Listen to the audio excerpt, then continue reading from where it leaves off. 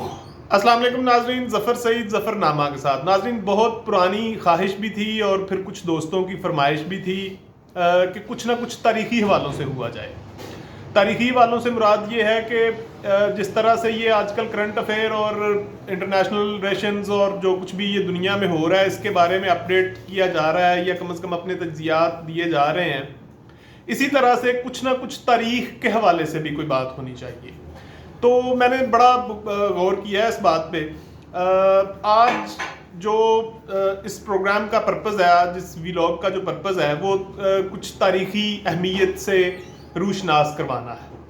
تو ناظرین، بیفور اس کے کہ ہم جائیں تاریخ میں اور دیکھیں کہ دنیا کے کن کن خطوں میں کیا کیا صورتحال کس کس دور میں پیش آتی رہی، اس سے بہت پہلے ضروری ہے کہ ہم کچھ تاریخی نہیں، کچھ فلسفیانہ انداز میں اس کو دیکھا جائے.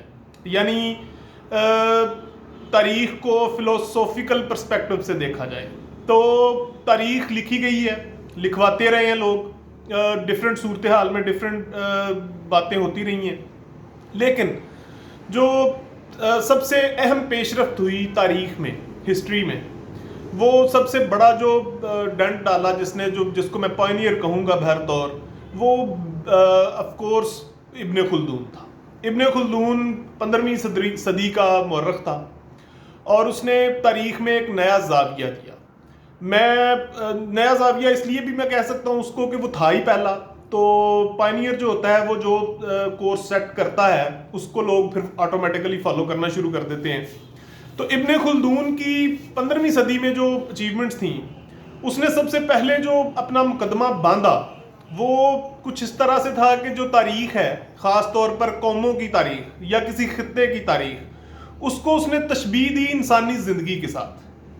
کہ انسانی زندگی میں جیسے کوئی بچہ پیدا ہوتا ہے، چائلڈہڈ ہوتا ہے، یعنی بچپنا گزارتا ہے، پھلتا پھولتا ہے، اور پھر ایک تنومند جوان یعنی ایک ایڈلٹ بوم ایج میں آ جاتا ہے، اور پھر اس کے بعد وہ آہستہ آہستہ اپنے نقطۂ عروج کو پہنچ کے نیچے ڈکلائن کی طرف سفر کرنا شروع کر دیتا ہے. تو اس نے بہت سارے ممالک کی، بہت سارے قوموں کی، تہذیبوں کی، سویلائزیشن کی تاریخ کو اسی پرسپیکٹو میں باندھا.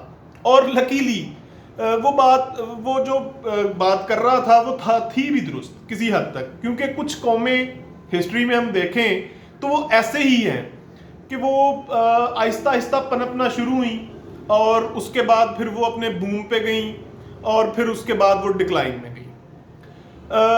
یہ کام چلتا رہا پچھلے کافی، مطلب میں سمجھتا ہوں کہ انسانی تاریخ میں جو معلوم تاریخ ہے وہ کم از کم 5000 سال تو ہے. اس 5000 سالوں میں یہ کام ہوتا رہا ہے.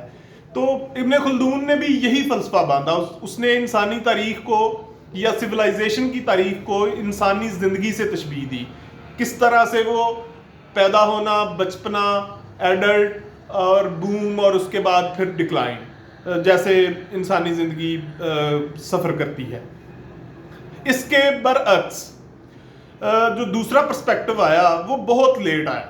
یعنی یہ میں بات کر رہا ہوں 1400 کچھ کی، جو ابن خلدون کا پرسپیکٹو تھا.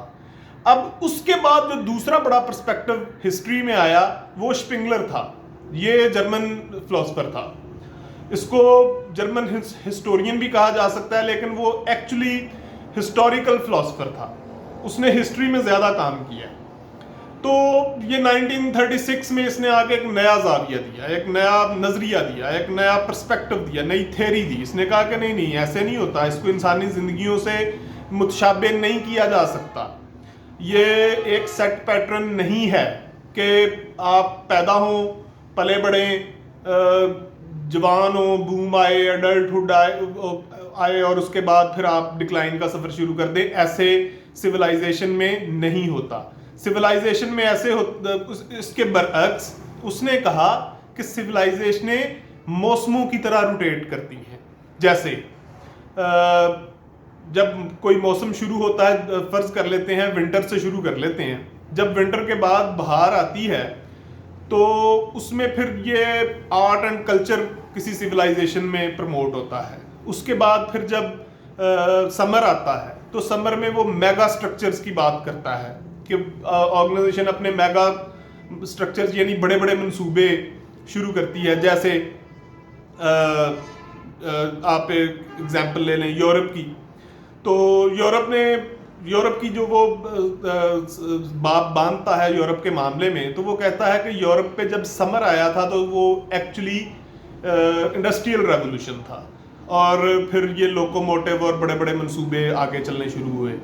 फिर उसके बाद वो कहता है विंटर आता है, यानी ऑटम आता है। ऑटम में सूरत हाल कुछ थोड़ी सी डिफरेंट हो जाती है, उसमें फिर वो कल्चर को प्रमोट करते हैं, फ्यूडलिज्म को प्रमोट करते हैं। लेकिन जब विंटर आता है तो उस विंटर में सिविलाइजेशंस जो है वो लग्जूरियस लाइफ की जानब ज़्यादा गामजन होती हैं, यानी वहाँ पे जो ट्रेंड होता है वो कुछ ऐश प्रस्ती की जानब जाता है, यानी वहाँ लोग रिलैक्स हो जाते हैं थोड़े से। एनीहो, फिर वो जो रिलैक्स होना है वही उसका ख्याल है कि कोलैप्स है, वही उसका ख्याल है कि डिक्लाइन है। ये भी नज़रिया काफ़ी देर चला, यानी वो तो पिछले 500-600 साल चला इब्न खुल्दून वाला, लेकिन ये भी 2-3 दहाइयाँ कम से कम ये पर्सपेक्टिव भी हिस्ट्री में चलता रहा। जो मैं समझता हूँ ज़ाती तौर पे जो तीसरा बड़ा पर्सपेक्टिव है, जिसने सबसे बड़ा डंड डाला, जिसने सबसे बड़ी अहम पेशरफ जिस मैं समझता हूँ हुई तारीख के मामले में, हिस्ट्री के मामले में, वो बहरतौर आर्नल्ड टॉयनबी था। आर्नल्ड टॉयनबी ये 1974 में इसने ये एक नज़रिया दिया। इसने कहा कि नहीं भाई, ये ना तो इंसानी ज़िंदगियों से मुतशाबे है, ना ही ये मौसमों से मुतशाबे है। हिस्ट्री कोई रोटेशन में नहीं हो रही, ये कोई सर्कुलर प्रोसेस नहीं है, ना ही ये कोई लीनियर प्रोसेस है। उसने कहा हिस्ट्री ख़ास तौर पर मैं बार बार अर्ज कर रहा हूँ कि ख़ास तौर पर जो सिविलाइजेशन की हिस्ट्री है उसको इन दो चीज़ों से मुतशाबे नहीं किया जा सकता, बल्कि इन दोनों के बरअक्स इसको मुतशाबे ही अगर आपने करना है तो आप यूं कर लें कि एक सिविलाइजेशन जितने वो चैलेंजेस उसको मसूल होते हैं, जितने चैलेंजेस वो फेस करती है, वो और ability to address those challenges, यानी एक आपको कोई बड़ी क्लैमिटी आ गई है, कोई बड़ी मुहिम आ गई है किसी कौम पे, किसी सिविलाइजेशन पे, ये एक चीज ये मुतय्यन करती है, और इसके साथ साथ जितनी खूबसूरती से या जितनी बदसूरती से, यानी जो आपकी अहलियत है उस चैलेंज को एड्रेस करने की, वो डिटरमिन करती है सिविलाइजेशन का मुस्तकबिल या उनका कोर्स ऑफ एक्शन। तो ये मेरी नज़र में सबसे अहम पर्सपेक्टिव है हिस्ट्री के हवाले से। वो कहते हैं टॉयनबी साहब, आर्नल्ड टॉयनबी साहब, वो कहते हैं जी कि कौमें ज़रूरी नहीं है कि बर्बाद होने के लिए पैदा हुई हैं, या बर्बाद होने के लिए ही वो पल बढ़ रही हैं या आहिस्ता आहिस्ता पनप रही हैं। वो ऐसे वो कहते हैं हरगिज़ नहीं है, कोई मुतय्यन मंजिल नहीं है कौमों की।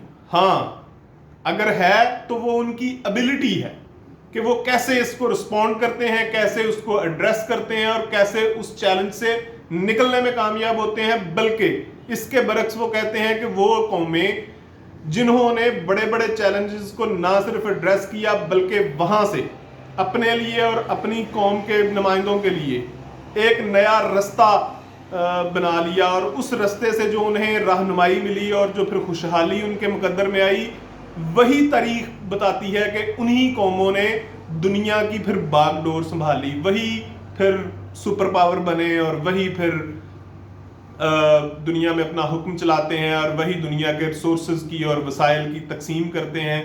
तो ये एक पर्सपेक्टिव था आर्नल्ड टॉयनबी का। अब मैं इसको मैं जल्दी से इख्तिसार के साथ मैं बताऊं कि मुझे क्यों ये तीसरा वाला पसंद आया। आप देखें इस वक्त दुनिया यूनिपोलर नहीं रही, इस वक्त दुनिया बायपोलर भी नहीं रही, इस वक्त दुनिया मल्टीपोलर है।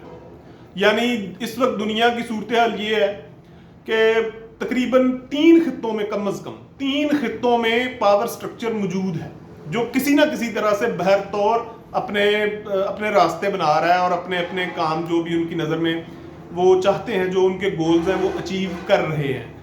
तो यक वक्त ऐसे नहीं हो सकता इब्न खुल्दून के मुताबिक और स्पिंगलर के मुताबिक। यक वक्त ایک سے زیادہ قوتیں عروج پہ نہیں ہو سکتی یا ڈکلائن پہ نہیں ہو سکتی. یہ ٹائم بی ہی کا خیال ہے اور اسی کو سچا کر رہا ہے کہ نہیں بھائی جو بھی اپنے چیلنجز کو ایکسیپٹ کر کے اور اس کو ایڈریس کر جائے اپنی ایبلٹی کے ساتھ, تو وہ قومیں بہر طور سروائیو کرتی ہیں.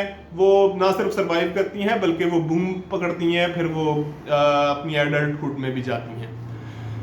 سب سے بڑا ایلیمنٹ جو ٹائم بی کے فلسفی میں ہے, سب سے بڑا جو پرسپیکٹو ہے وہ یہ ہے کہ اس کے لیے قوموں کو اپنے انٹلیکچوئلز, اپنے دانشور, اپنے اینالسٹ, اپنے تجزیہ کار, ان پہ مان ہوتا ہے, ان پہ وہ فوکس کرتے ہیں, وہ ان کو تیار کرتے ہیں, ان کے لیے ایک ماحول ایسا بناتے ہیں کہ یہ ایڈریس کرنے کی صلاحیت پیدا کریں پوری قوم کے اندر. تو ناظرین, آنے والے دنوں میں جہاں ہم کرنٹ افیئر اور انٹرنیشنل افیئرس کے اوپر بات کر رہے ہوں گے, وہاں ہم کسی نہ کسی کنٹری کو, کسی نہ کسی خطے کو بھی پکڑیں گے, اس کا ایک ہسٹوریکل جو ڈسکورس ہے اس کو ڈسکس کریں گے اور پوسٹ مارٹم بھی کریں گے کہ کس نے کیا کیا کیا. ظاہر ہے جو کتابیں ہمیں بتاتی ہیں اسی سے کریں گے. تو آج کے لیے اتنا ہی کافی ہے. Thank you very much.